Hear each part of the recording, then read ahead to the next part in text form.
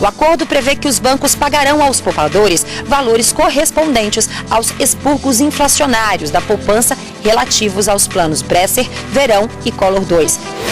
Nós temos que manter o contato com a população, que é quem recebe o serviço. Então, ela, mais do que ninguém, que tem que manifestar quais os seus anseios, quais as suas preocupações, as suas sugestões, as suas críticas. Os produtos orgânicos vendidos em lojas e supermercados devem estampar o selo federal nos rótulos. Ele usa armas de fogo, granadas, enfrenta a polícia, mata pessoas.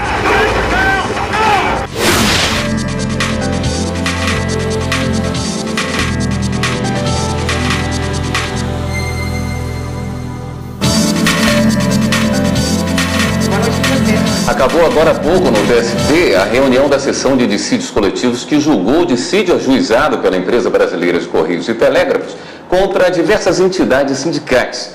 Vamos então até a sede do Tribunal Superior do Trabalho, onde ocorreu esse julgamento, para falar com a repórter Luana Carvalho, que acompanhou os trabalhos.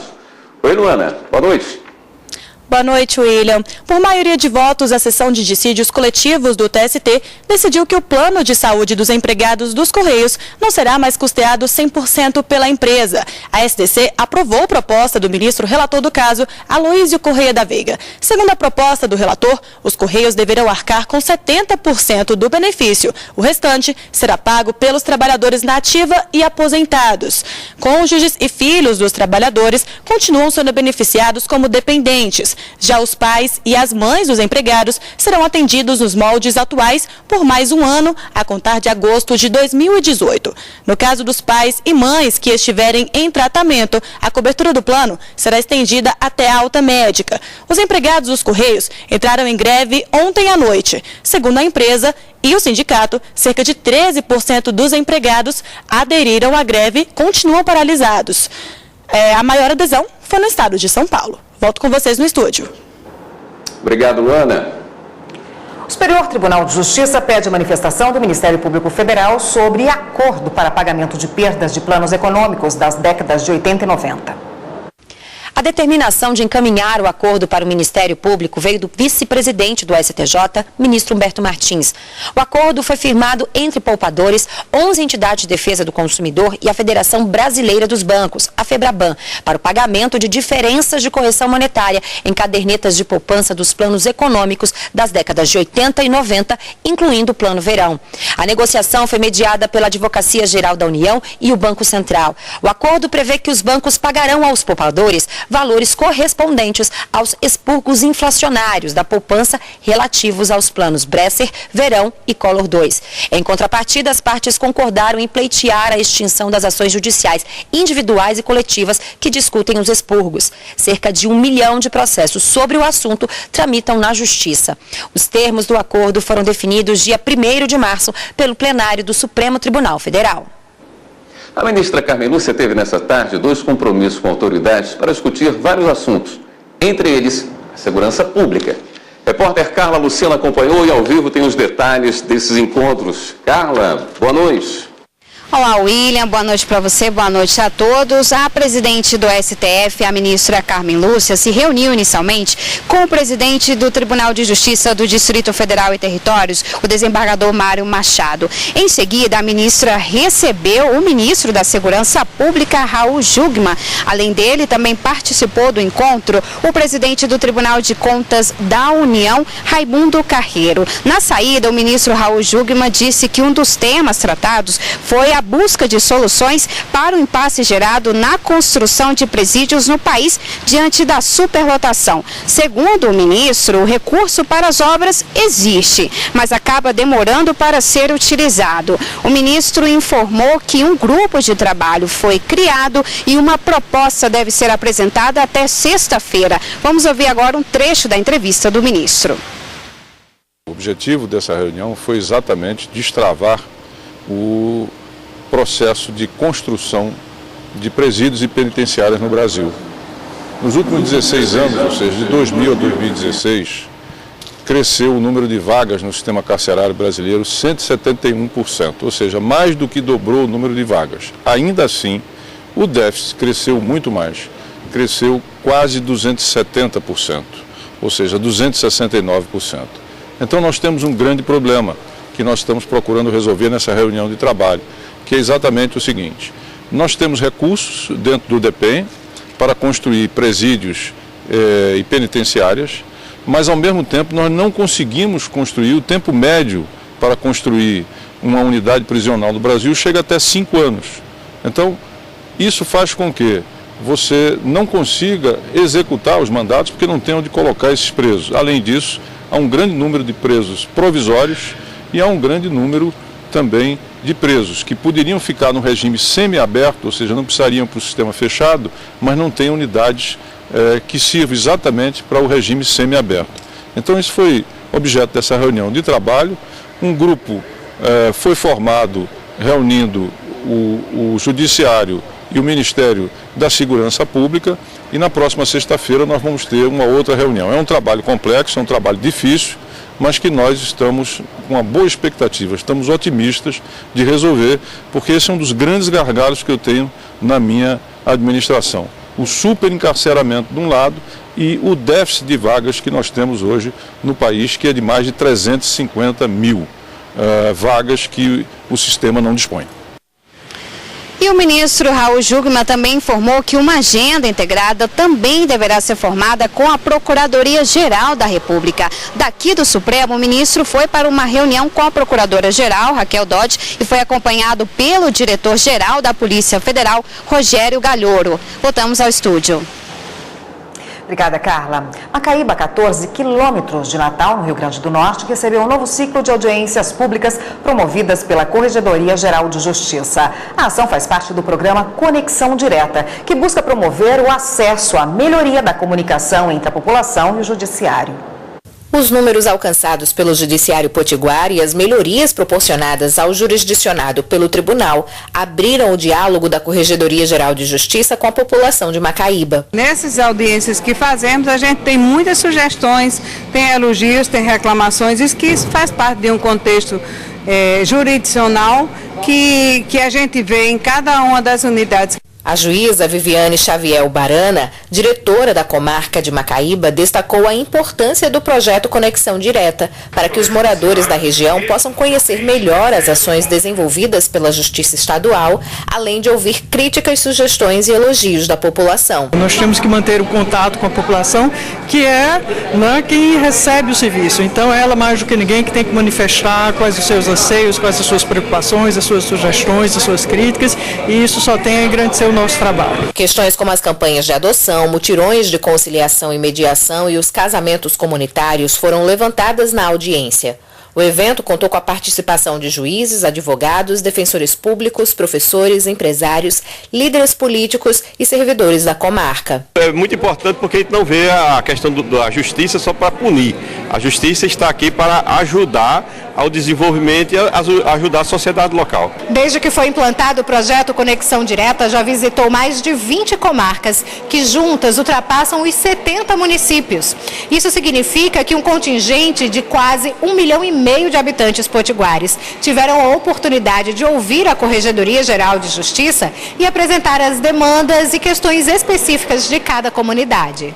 Há uma abertura, é uma vontade de que a gente esteja presente, que se faça com bastante humildade, com bastante simplicidade e levar o judiciário como ele é, simples.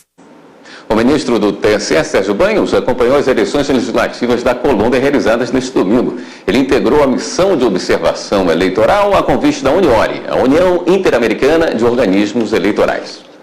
O ministro visitou sessões eleitorais colombianas e acompanhou todo o processo de votação no país.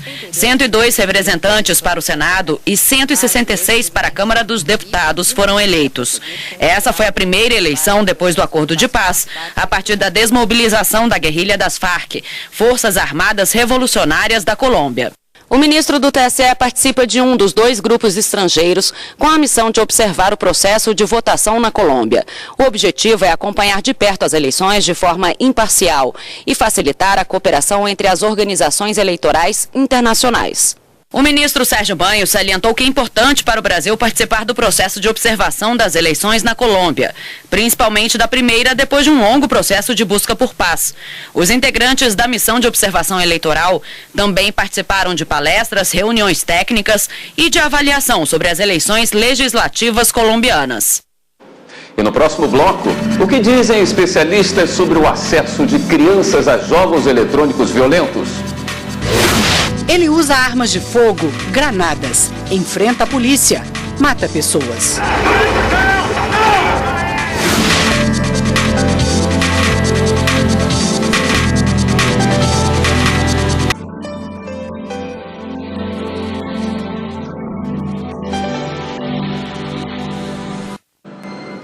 O ministro Dias Toffoli, do Supremo Tribunal Federal, determinou que seja realizada uma perícia para detalhar o estado de saúde do presidente afastado da Assembleia Legislativa do Estado do Rio, Jorge Pisciani. Pisciani foi preso no ano passado pela Polícia Federal na Operação Cadeia Velha por suposto recebimento de propina. A defesa do deputado recorreu contra a prisão ao STF, pedindo para que ele seja transferido para a prisão domiciliar. Ao analisar o pedido, o ministro Dias Toffoli deu 48 horas para que um perito oficial realize a perícia médica. Só após a análise desse resultado, o ministro deve voltar a se pronunciar sobre o pedido. Segundo os advogados, Jorge Pisciani foi submetido a um procedimento médico complexo para tratar um câncer e não consegue ter tratamento adequado na cadeia onde está detido. Até que ponto os jogos eletrônicos, os chamados videogames, estimulam a violência em crianças e adolescentes? Pais e especialistas em comportamento ouvidos pelo Jornal da Justiça acreditam que não é o caso de proibir, mas recomendam vigilância nesse tipo de diversão virtual. Na tela, um jogador ousado, cheio de coragem. Entre as missões, roubo de carro, assalto. Ele usa armas de fogo, granadas, enfrenta a polícia, mata pessoas. No começo deste mês, 2 adolescentes saíram de carro pelas ruas de Eloy Mendes, em Minas Gerais, e atiraram em 4 pessoas com uma espingarda de chumbinho. Eles disseram à polícia que se inspiraram num jogo de videogame. A espingarda e a munição foram apreendidas pela Polícia Civil. Segundo este advogado criminalista, a Justiça pode determinar a proibição de jogos. Nós não temos uma legislação específica, porém, nas legislações esparsas que nós temos, nós conseguimos proibir esse tipo de jogo chegar a pessoas que possam vir a incentivar-se e fazer esse tipo de ato perigoso. Para a psicóloga Vânia Anchieta, esse tipo de jogo por si só não provoca violência, mas pode contribuir para ela, no caso de crianças e adolescentes que já são vulneráveis por outros motivos. Uma criança que assiste situações de violência na própria casa, ou os pais ou adultos presentes, uma criança humilhada, uma criança constrangida, uma criança que sofre castigos físicos e psicológicos, essa é uma criança ou uma adolescente em situação de vulnerabilidade. Sabe o jogo que a gente mostrou no começo da reportagem? Esse é um dos preferidos de Gabriel, de 14 anos. Eu gosto das missões, da aventura do jogo. A mãe, conhecendo o filho e sempre vigiando, não vê problema. Não é porque ele está jogando isso que ele vai sair matando todo mundo na rua. Entendeu? Então, assim, eu acho que vai muito da índole da pessoa, vai da criação dos pais, vai do acompanhamento da criança. Você tem que ver se um menino tem um instinto agressivo, eu acho que não é muito legal você deixar esse tipo de jogo. A psicóloga recomenda que os pais fiquem atentos à faixa etária do jogo e também ao tempo que o filho fica diante da TV ou do computador nesse tipo de diversão. Ficar atento ao excesso de exposição. E aí eu vou te falar não só dos jogos, mas de qualquer mídia, inclusive a televisão, né? Os jogos, filmes, desenhos animados. Uma criança que está em excesso de exposição a qualquer tipo de mídia dessa natureza significa que está faltando alguma coisa, né? Inclusive uma inter-relação, relações sociais. Para falar sobre esse assunto, está aqui conosco no estúdio o analista de jogos do Ministério da Justiça, Rafael Figueiredo Vilela. Rafael, boa noite. Boa noite. Obrigado. Rafael, vimos aí alguns exemplos de jogos eletrônicos, né, que tem cenas de violência, os pais se preocupam muitas vezes, outras pessoas, outros pais não. Como é feita a liberação desse material para o acesso ao público pelo Ministério da Justiça? Bom, a classificação indicativa de jogos, ela existe internacionalmente desde o começo da década de 90. No Brasil, ela existe desde o começo dos anos 2000.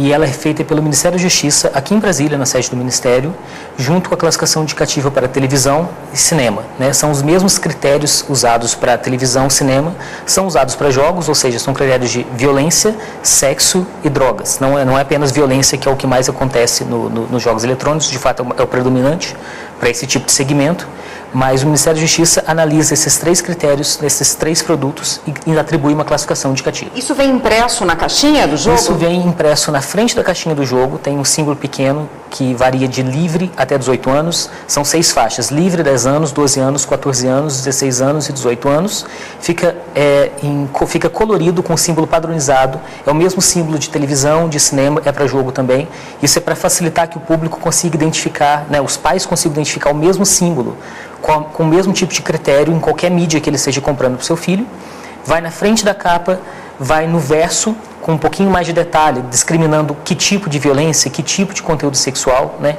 Então a informação que o Ministério tenta passar, ela está direto na capa e ela está com mais detalhe no verso para que o pai possa fazer uma decisão mais consciente na hora de comprar o produto para o filho.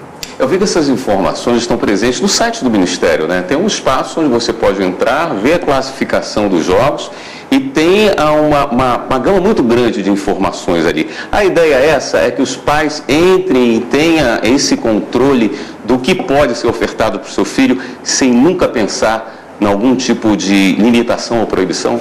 A ideia de classificação indicativa é exatamente essa, né? Quando a Constituição Federal de 88 foi criada, né, extinguiu-se o Departamento de Censura, que era também no Ministério da Justiça, substituiu pelo sistema de classificação indicativa, que é uma informação aos pais. Então a gente trabalha para que essa informação aos pais esteja na capa, esteja no site. A gente busca, no momento, desenvolver aplicativos para facilitar essa consulta, né, para que de fato não haja proibição, né? Jogos eletrônicos, né, os videogames que geralmente o público infantil gosta, eles são produtos audiovisuais como cinema, como TV, e eles estão protegidos contra a censura, tais como esses produtos, né? Então, para que não haja censura, existe essa indicação de faixa etária. Existe uma classificação indicativa internacional para o caso específico dos jogos, diferente que tem para a TV. Quais são os países que fazem parte desse grupo que observa essa classificação? Não é uma classificação indicativa diferente, é um sistema internacional de classificação indicativa, né? O Ministério da Justiça aqui no Brasil foi pioneiro nisso, junto com o sistema de classificação de jogos dos Estados Unidos e o sistema de classificação de jogos da Europa, o PEG e o SK. Em 2003, nós fundamos uma agência internacional de classificação.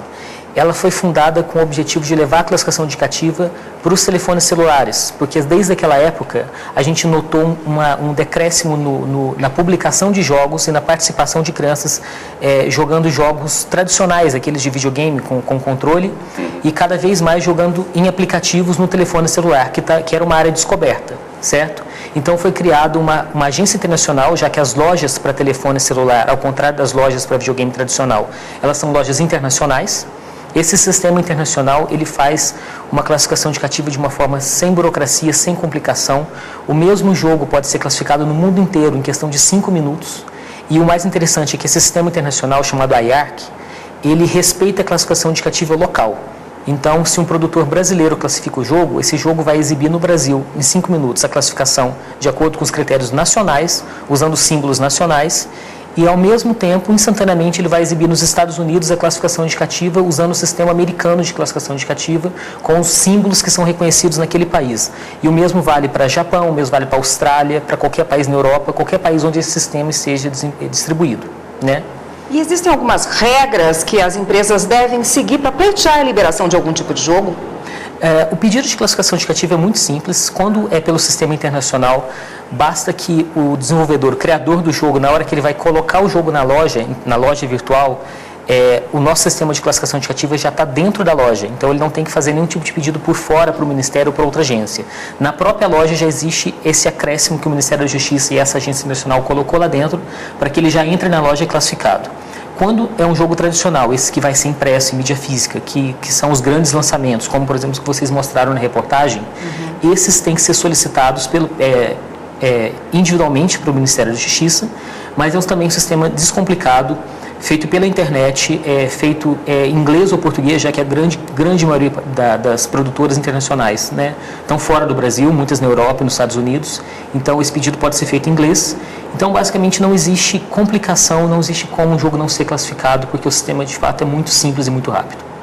Tá ótimo, doutor. Obrigada pela participação. A gente conversou aqui com o Rafael Figueiredo Vilela, que é analista de jogos do Ministério da Justiça. Obrigada pela participação. Muito obrigado. E ainda nesta edição, produtos orgânicos ganham espaço na mesa do consumidor. Os produtos orgânicos vendidos em lojas e supermercados devem estampar o selo federal nos rótulos.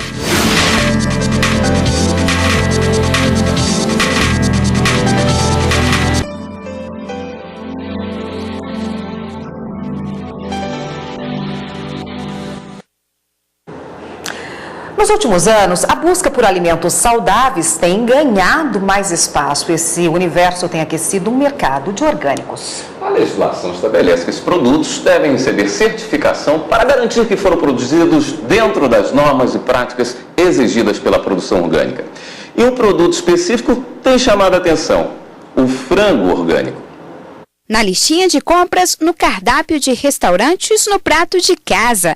É cada vez mais comum a preferência pelo consumo de hortaliças, verduras, proteínas magras e grãos integrais. E não é só isso.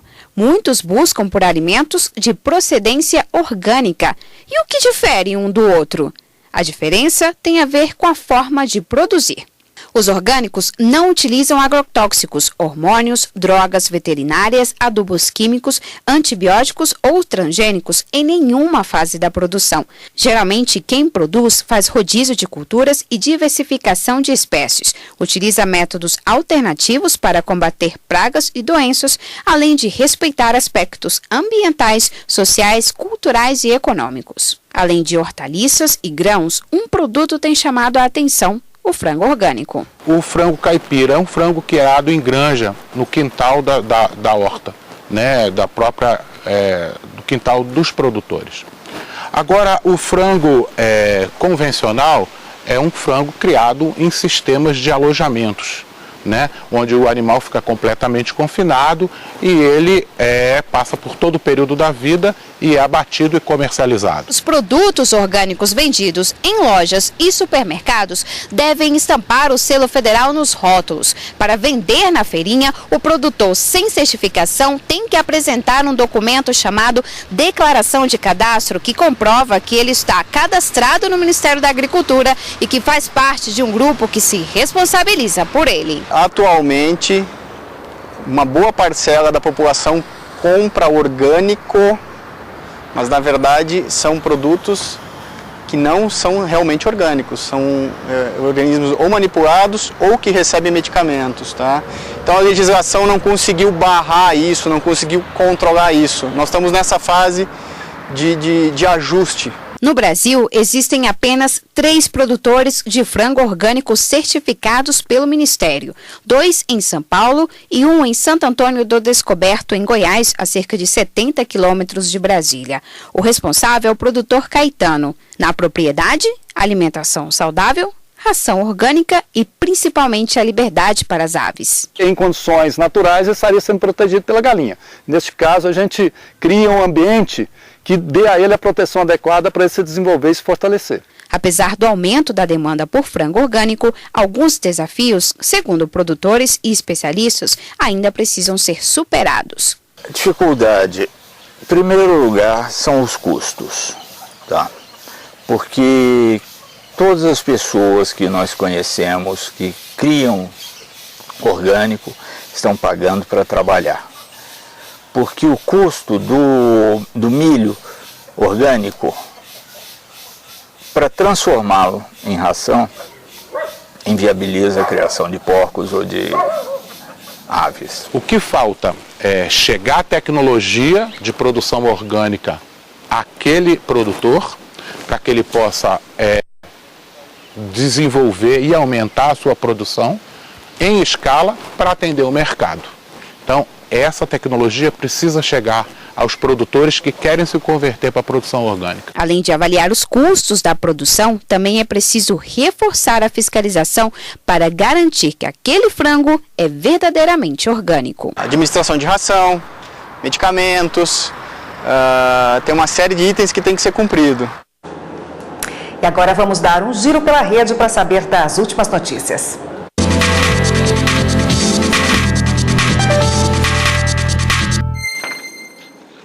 Quem está na redação do Jornal da Justiça hoje vai nos atualizar das últimas notícias, é a repórter Viviane Novaes. Viviane, boa noite. Boa noite, William. Boa noite, Érica. Olha, eu estive agora há pouco no gabinete do ministro Luiz Roberto Barroso. Ele chamou a imprensa para falar o que ele decidiu sobre o indulto de Natal, que é o perdão aos presos. Esse indulto foi concedido no final do ano passado e foi suspenso parcialmente agora em janeiro pela ministra Carmen Lúcia. Como o assunto não está na pauta do plenário, agora em março e também em abril, foi o que ele alegou, e também é preciso aí aliviar a tensão nos presídios, o ministro Luiz Roberto Barroso manteve a suspensão do indulto a presos para os chamados crimes de colarinho branco. Entre eles, a gente tem corrupção e lavagem de dinheiro. Ele manteve também a multa para o preso que receber o indulto. E estabeleceu também, William, duas novas exigências para o indulto. A condenação não pode ser maior do que 8 anos e o preso deverá ter cumprido 1/3 da pena. Essa decisão ainda será levada ao plenário do STF. E agora uma notícia aí das agências, uma decisão curiosa, viu? Uma família do Distrito Federal ganhou na Justiça uma indenização de R$32 mil de uma empresa de turismo. E a curiosidade vem pelo motivo. A família contratou uma viagem para esquiar nos Alpes italianos, mas não encontrou um floco de neve. Olha, e tem outras notícias aí do STF no site, não deixe de conferir, stf.jus.br. Voltamos ao estúdio. Obrigada, Viviane. Esta edição do Jornal da Justiça fica por aqui. Para você, uma ótima noite. Uma boa noite para você. Até amanhã.